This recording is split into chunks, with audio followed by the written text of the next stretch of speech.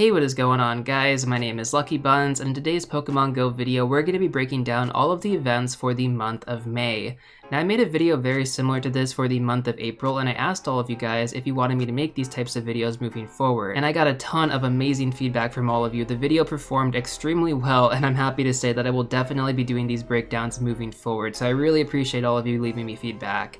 That being said though, as always, before we get started with this video, if you guys do end up enjoying it, if you do find it helpful, please make sure to hit that like button down below. It really helps me out with the YouTube algorithm. And of course, if you guys want to see more of these videos in the future and you're not already subscribed to the channel, I would definitely consider hitting that subscribe button as well and turning on the bell notification.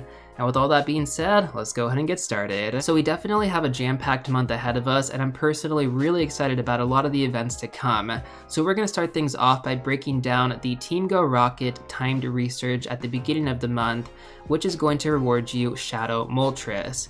Now, we've definitely talked about stackable Super Rocket radars on the channel in the past few weeks, and if you guys are curious in terms of how you want to utilize them, I'm going to leave a link to a video in the top right corner right now, which will basically bring you to the most recent discussion regarding them and what you can do to utilize your Super Rocket radars moving forward in case you have more than one, or potentially you want to save them for Shadow Mewtwo later down the line and get multiple Shadow Mewtwo opposed to just getting the one single Shadow Mewtwo from that respective special research. So that's going to be an entirely separate video that I've already covered. Once again, a link is going to be in the top right corner, and I'll also make sure to link it in the description below. But we're just going to focus specifically on the Team Go Rocket timed research for the month of May. We're not going to focus too much on the special research since we've already covered that in a separate video. And so basically this timed research is going to be available during the same time as the Luminous Legends X event, which is also going to feature Xerneas as the legendary Pokemon. We're going to talk about that a little bit more later on in the video here, but essentially that is going to be the timeline in terms of when this Super Rocket radar is going to be available. And of course, you guys can stack this. You don't have to beat Giovanni, so you're just going to get it from a timed research. Shadow Moltres is definitely a solid Pokemon to get, both as a flying type attacker and a fire type attacker. If you guys have watched my top 25 best Shadow Pokemon to power up video, then you guys would know this. If you haven't, I'll leave a link to that in the top right corner. So Shadow Moltres is definitely a viable option, but let's say you already have a Shadow Moltres or you're just really not that interested. You could save this Super Rocket radar for the future. Shadow Mewtwo is not guaranteed later down the line. It will eventually come back into rotation at some point. We just don't know when. Could be next month, could be the following month. We really don't know. Anyways, though, for those of you that are a little bit confused still, just watch the other video. I explain it more in detail in that one. Essentially what I'm going to do, though, just to give you some perspective here, is that I will most likely be using one of my Super Rocket radars to get myself a Shadow Moltres during this month. Personally, I don't actually have one yet, so I definitely do want to add that to my collection. So the next thing that we're going to be talking about is going to be the research breakthrough, which is going to feature Galarian Ponyta, which, really cool about this month, is going to be available in its shiny form. That being said though, it's not going to be available for the entire month in its shiny form. So I had to read through the entire blog post just to get an idea in terms of what was going on here. So basically we're going to have a global catch challenge during that event where we're going to have to catch 500 million fairy type Pokemon between the days of May 1st and May 9th. Now of course, if we meet this goal, then we're going to unlock some bonuses, the bonuses being a 3x catch experience, super amazing. And so on top of the catch experience, we're also going to unlock the ability to get Galarian Ponyta in its shiny form potentially. Now again, this will unlock from May 11th onward.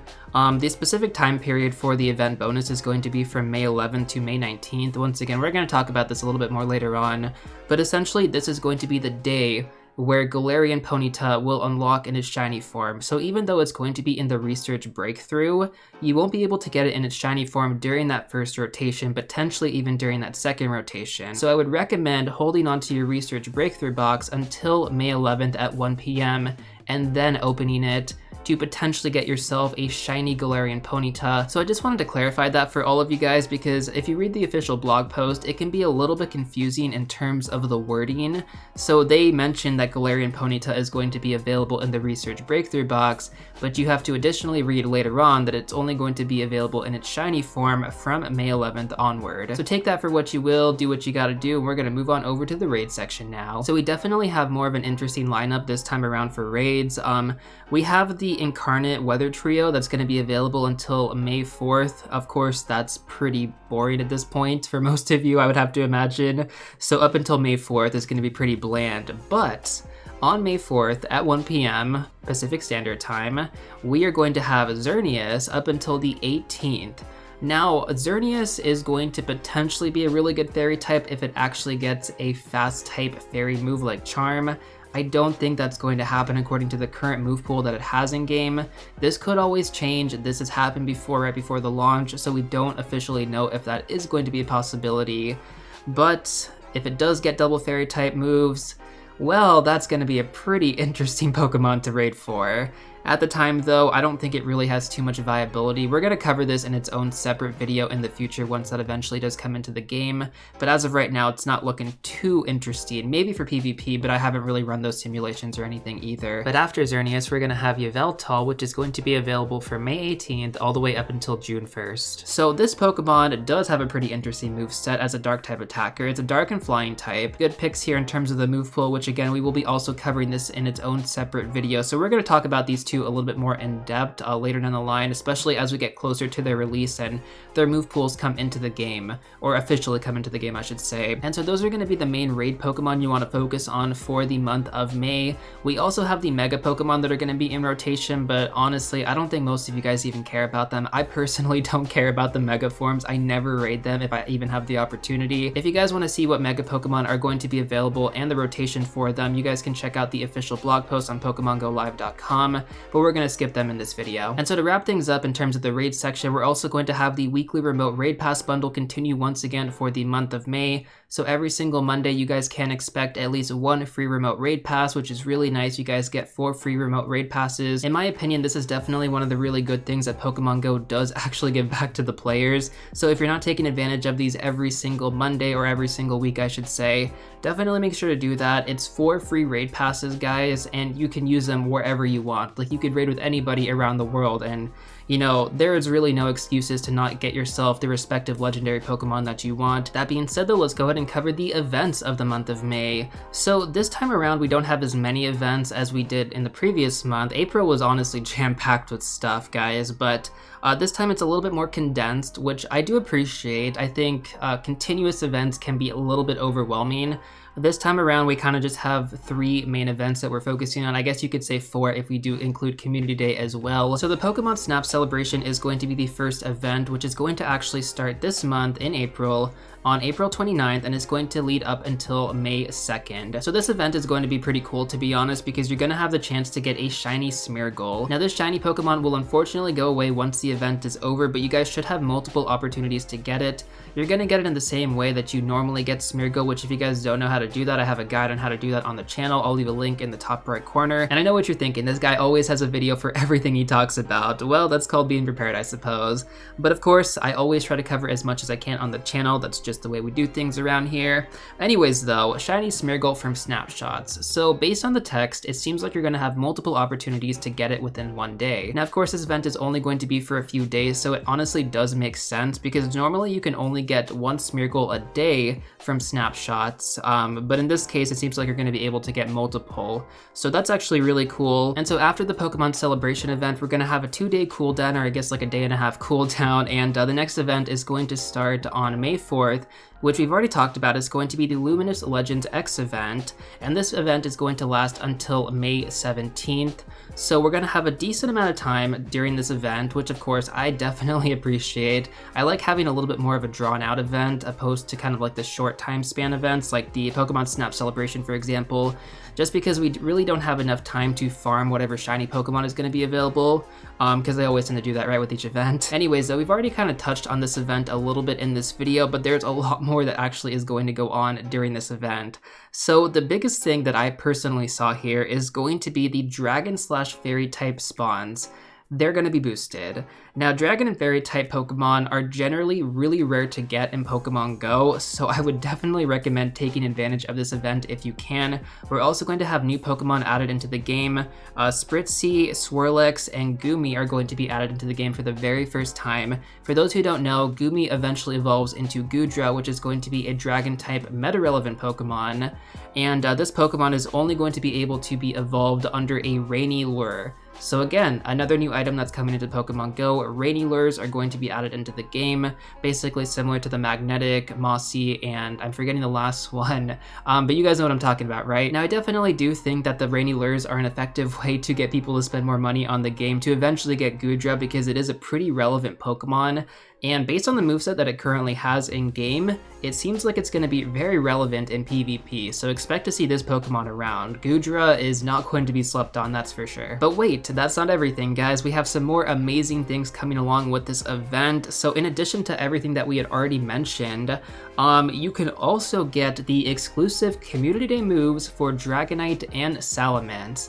And guess what's the kicker here? You don't actually have to evolve them to get the exclusive moves. This time around, you can actually use a Charge TM, which is massive. Like, this is so massive, and I'm so happy that Niantic decided to do it this way, because for many of us, we've already built out our PvP Pokemon, for example, or our raid Pokemon, and to think that those were essentially useless kind of sucks. But this time around, we can just Charge TM to get the respective move on Dragonite, which is going to be Draco Meteor, and Salamence, which is going to be Outrage, and both of those moves have a lot of functionality in terms of raids and PvP, so definitely make sure to save your Charge TMs if you don't have that many of them right now, because this is going to be an excellent opportunity to get some better Pokemon, or should I say, make some of your Pokemon into better candidates for the raid and PvP meta. And just to clarify, Dragonite is going to be useful in PvP and raid scenarios, whereas Salamence, I don't think it's relevant in PvP to my knowledge, it's just going to be relevant in raid scenarios. And then finally, for the end of the month, we're going to have the Luminous Legends Y event, which unfortunately we don't have too much information on that yet, but based on what we do have,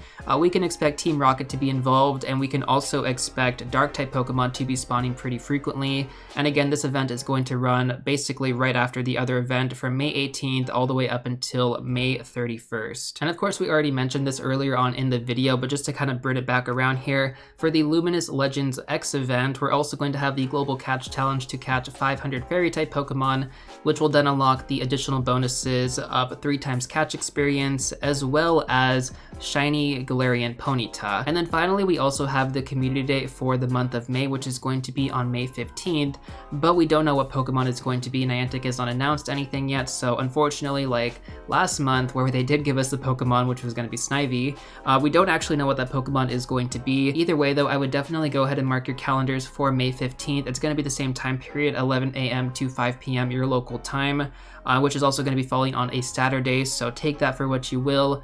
I don't really know what to expect, honestly, with these community days lately. Like, it's really just very random. And so those are going to be all of the events for the month of May. Once again, we don't really have as many as we did in the previous month for April, but again, everything is pretty much condensed. The events look pretty solid in my opinion. I'm personally excited about everything. Anyways though, let's go ahead and move on over to our next segment here, which is going to be Spotlight Hour. Spotlight Hours are definitely one of my favorite things to cover during these breakdowns, just because there's so much potential in terms of what you can take advantage of.